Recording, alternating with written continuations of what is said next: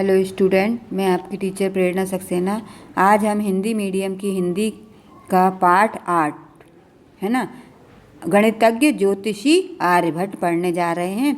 तो आप मेरे साथ साथ बुक को पढ़ना शुरू कीजिए। इसमें पाठ परिचय पढ़ लेते हैं। पहले भारतीय संस्कृति के उन नायक विश्व के समक्ष गणित और ज्योतिष के क्षेत्र में भारत की धाक जाने वाले आर्यभट्ट का नाम बहुत गौरव के साथ लिया जाता है। ये बचपन से ही मेधावी और वैज्ञानिक दृष्टिकोण वाले थे। गणित और ज्योतिष के क्षेत्र में अनेक गूढ़ तथ्यों की जानकारी प्रमाण प्रस्तुत करके विश्व प्रसिद्ध हो गए। आज से करीब 1500 साल पहले की बात है। उस जमाने में आज के पटना शहर को पाटलिपुत्र कहते थे। यह बहुत बड़ा नगर था। नगर में बहुत से बाग बगीचे थे। फूलों की अधिकता के कारण इस नगर को कई लोग कुसुमपुर भी कहते थे। पाटलिपुत्र नगर नंद, मौर्य और गुप्त सम्राटों की राजधानी था। दूर दूर तक इस नगर की कीर्ति फैली हुई थी। राजधानी होने से देश भर के प्रतिष्ठित पंडित यहाँ एकत्र होते थे। प्रख्यात नालंदा विश्वविद्यालय भी पटना से ज़्यादा दूर नहीं था। देश के ही नहीं, दूसरे देशों के विद्यार्थी भी विशेष अध्ययन के लिए नालंदा और पाटलिपुत्र आते थे। उस समय पाटलिपुत्र नगर ज्योतिष के अध्ययन के लिए मशहूर था। इसी नगर की बात है कि उस दिन सवेरे से ही नगर में काफ़ी चहल पहल थी। गंगा, सोन और गंडक नदियों के संगम की ओर लोगों को भीड़ उमड़ पड़ी थी। बात ही ऐसी थी। उस दिन अपराह्न से सूर्य को ग्रहण लगने वाला था। भरी दोपहरी में धरती पर अंधकार छा जाने वाला था। ब्राह्मण पुरोहित लोगों को बता रहे थे, राहु नाम का राक्षस सूर्य को निगल जाता है, तब ग्रहण लगता है। ग्रहण के समय उपवास रखो, खूब दान पुण्य करो, तभी इस राक्षस के चंगुल से सूर्य देवता को जल्दी से जल्दी मुक्ति मिल पाएगी। सभी और आवाज़ें सुनाई दे रही थी, दे दान तो छूटे गिरान। लोग डरे हुए थे। नगर के धनी मानी लोग सवेरे से ही दान दक्षिणा देने के लिए जुट गए थे। नेक्स्ट पेज पे आए। मगर पाटलिपुत्र नगर से थोड़ी दूर के एक आश्रम में कुछ दूसरा ही माहौल था।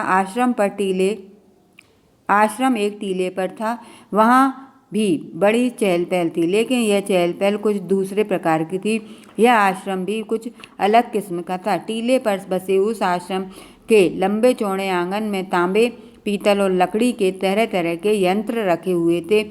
उसमें से कुछ यंत्र गोल थे, कुछ कटोरे जैसे वर्तुलाकार और कुछ शंकु की तरह के थे। वस्तुतः यह एक वेधशाला थी। उस दिन उन यंत्रों के इर्द गिर्द कई प्रसिद्ध ज्योतिष और बहुत से विद्यार्थी एकत्र हुए थे। वहाँ के ज्योतिषों ने हिसाब लगाकर पहले से ही भविष्यवाणी की थी कि ठीक इस समय ग्रहण लगेगा, ये कहाँ दिखाई देगा और कितने समय तक रहेगा। आज उनके लिए था कि उनका हिसाब ठीक निकलता है या नहीं। इसलिए सभी उत्सुकता से ग्रहण का इंतजार कर रहे थे। कुछ आचार्य और विद्यार्थी चर्चा कर रहे थे कि ग्रहण क्यों न कुछ कह रहे थे। धर्म ग्रंथों में लिखा था कि ग्रहण के समय राहु नाम का राक्षस चंद्रमा को निगलता है। हमें धर्म ग्रंथों की बात पर यकीन करना चाहिए। मगर एक तरुण विद्यार्थी ऐसा भी था जो अपने साथी विद्यार्थियों को समझा रहा था कि बड़ी छाया जब चंद्रमा पर पड़ती है तो चंद्र ग्रहण होता है। इसी प्रकार जब सूर्य और पृथ्वी के बीच में आता है और वह सूर्य को ढक लेता है तो सूर्य ग्रहण होता है। आज भी ऐसा ही होने वाला है। राहु नाम का राक्षस सूर्य को निगल जाता है, ऐसी किंवदंती है। ग्रहणों की वैज्ञानिक व्याख्या करने वाले उस तरुण पंडित का नाम था आर्यभट्ट। कभी लोग उसे आर्यभट्ट के नाम से पुकारते थे, मगर उनका सही नाम आर्यभट्ट का मतलब होता है योद्धा। सचमुच ही आर्यभट्ट परंपरागत गलत मान्यताओं के खिलाफ जीवन भर लड़ते रहे। आर्यभट्ट दक्षिणा पथ में गोदावरी तट क्षेत्र के अश्मक जनपद में पैदा हुए थे, इसलिए नेक्स्ट पेज पे मैं अश्वकाचार्य के नाम से प्रसिद्ध हुए। बचपन से ही वे तेज बुद्धि के थे। गणित एवं ज्योतिष के अध्ययन में उनकी गहरी रुचि थी। इन विषयों का गहन अध्ययन करने के लिए ही वे अपने अश्मक जनपद से इतनी दूर पाटलिपुत्र पहुँचे थे। आर्यभट्ट आंख मूंदकर पुरानी गलत बातें मानने को तैयार नहीं थे और अपने विचार बेहिचक प्रस्तुत कर देते थे। ग्रहणों के बारे में ही नहीं, आकाश की दूसरी अनेक घटनाओं के बारे में उनके अपने स्वतंत्र विचार थे। उस जमाने के प्रायः सभी लोग, ज्योतिष भी यही समझते थे कि हमारी पृथ्वी आकाश में स्थिर थी। किसी ज्योतिष के मन में इस सवाल को लेकर कोई नई बात उठी भी होगी तो भी धर्म ग्रंथों के वचनों के खिलाफ आवाज़ उठाने का साहस उनमें नहीं था। मगर आर्यभट्ट में ऐसा साहस था। उन्होंने पृथ्वी की गति के बारे में अपने विचार खुलकर जाहिर किए। आर्यभट्ट हमारे देश के पहले ज्योतिष थे जिन्होंने साफ शब्दों में कहा था कि पृथ्वी स्थिर नहीं है, यह अपनी धुरी पर चक्कर लगाती है। स्थिर तो आकाश का तारामंडल है। तो फिर आकाश के तारे हमें चक्कर लगाते क्यों दिखाई देते हैं? पृथ्वी के चक्कर लगाने का पता हमें क्यों नहीं चलता? आर्यभट्ट का उत्तर था, समझ लो कि नदी में एक नाव है और वह धारा के साथ तेजी से आगे बढ़ रही है।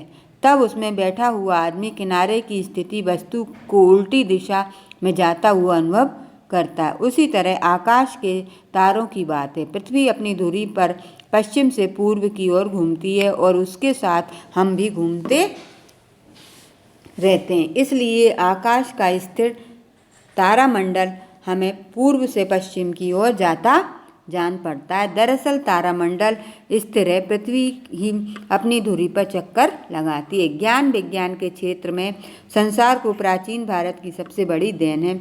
शून्य सहित केवल 10 अंक संकेतों से भी संख्याओं को व्यक्त करना इस दशमलविक स्थानमाक अंक पद्धति नेक्स्ट पे की खोज आर्यभट्ट ने से 3-4 सदियों पहले हो चुकी थी। आर्यभट्ट बस इसी से परिचित थे। उन्होंने अपने ग्रंथ के प्रारंभ में वृंद यानी आज से संख्याएं देकर लिखा है कि इसमें प्रत्येक स्थान अपने पिछले स्थान से आगे है। आर्यभट्ट के साथ हमारे देश के गणित ज्योतिष के अध्ययन की सूक्ष्म जानकारी शुरू हुई थी, मगर बाद में हमारे देशवासियों ने आर्यभट्ट और उसके आर्यभट्टीय सिद्धांत को भुला दिया था। आर्यभट्टीय ग्रंथ पिछले करीब 1000 वर्षों के उत्तर भारत में था। महाराष्ट्र के विद्वान डॉक्टर भाऊ दाजी ने 1864 ईस्वी में मलयालम लिपि में आर्यभट्ट की पोथियाँ खोजी और उनका विवरण प्रकाशित किया। इसके बाद ही विश्वविद्यालय का सही परिचय मिला। बहुत से लोग को तो इस महान गणितज्ञ ज्योतिष के बारे में उस समय जानने को मिला जब भारत के पहले कृत्रिम उपग्रह को उड़ाया गया और उसे 19 अप्रैल 1975 को अंतरिक्ष में छोड़ा गया। आर्यभट्ट प्राचीन काल से इसका सबसे चमकीला सितारा है। ये आप इनके जीवन परिचय को पढ़ लीजिएगा और आपका ये आज चैप्टर कंप्लीट हो गया है। एक बार और पढ़िएगा। नेक्स्ट वीडियो में फिर मिलेंगे, तब हम आपको इसके क्वेश्चन आंसर यानी अभ्यास कार्य कराएंगे। तब तक के लिए थैंक यू, बाय बाय।